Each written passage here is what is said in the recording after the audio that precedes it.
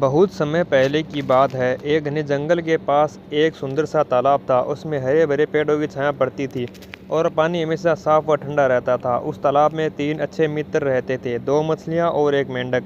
मछलियों का नाम प्रबुद्धा और सत्यबुद्धि और मेंढक का नाम था एक बुद्धि। तीनों मित्र आपस में बहुत प्रेम से रहते थे। तालाब में वे मिलकर खेलते, बातें करते और अपने जीवन का आनंद लेते थे। तीनों में से प्रबुद्धा बहुत चतुर और दूरदर्शी थी। सत्यबुद्धि तार्किक और विचारशील था, जबकि एक बुद्धि थोड़ा सीधा था, पर उसका दिल बहुत अच्छा था। एक दिन कुछ मछुआरे उस तालाब के पास से गुजरे। उन्होंने जब तालाब को देखा तो बोले, यहाँ तो पानी साफ है, ज़रूर इसमें बहुत मछलियाँ होगी।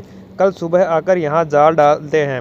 आज हमने इसकी पहचान कर ली है। यह बात तीनों मित्रों ने झाड़ियों में छिपकर सुन ली थी। वे बहुत घबरा गए। प्रबुद्धा तुरंत बोली, मित्रों, अब एक पल भी यहाँ रुकना मूर्खता होगी। अगर हम आज रात ही इस तालाब को छोड़कर किसी दूसरी सुरक्षित जगह चले जाए तो हम बच सकते हैं। मैं तो अभी निकल रही हूँ। सत्यबुद्धि बोली, हाँ, मुझे भी लगता है कि संकट को देखकर समय रहते निर्णय ले लेना बुद्धिमानी है। मैं भी तुम्हारे साथ चलूँगा। लेकिन एक बुद्धि ने सिर हिलाते हुए कहा, अरे नहीं, इतने सालों से हम इसी तालाब में रहते हैं। यह हमारा घर है। मछुआरे आते हैं तो क्या हुआ, कौन जानता है, वे भूल भी सकते हैं, और अगर आए भी तो हम कोई रास्ता निकाल लेंगे। मैं तो यहीं रहूँगा। प्रबुद्धा और सत्यबुद्धि ने एक बुद्धि को बहुत समझाया, पर वह टस से मस नहीं हुआ। हार कर दोनों मछलियाँ रात के अंधेरे में तालाब से बहकर पास की एक बड़ी झील में चली गई, जो मछुआरों से दूर और सुरक्षित थी।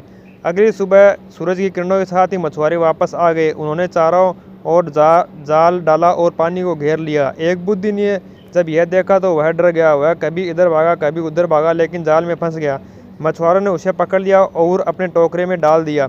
उधर प्रबुद्धा और सत्यबुद्धि नई झील में सुरक्षित थी। वे दुखी थी कि उनका मित्र एक बुद्धि उनकी बात नहीं मान सका, पर वे जानती थी कि समय रहते निर्णय लेना ही बुद्धिमत्ता है।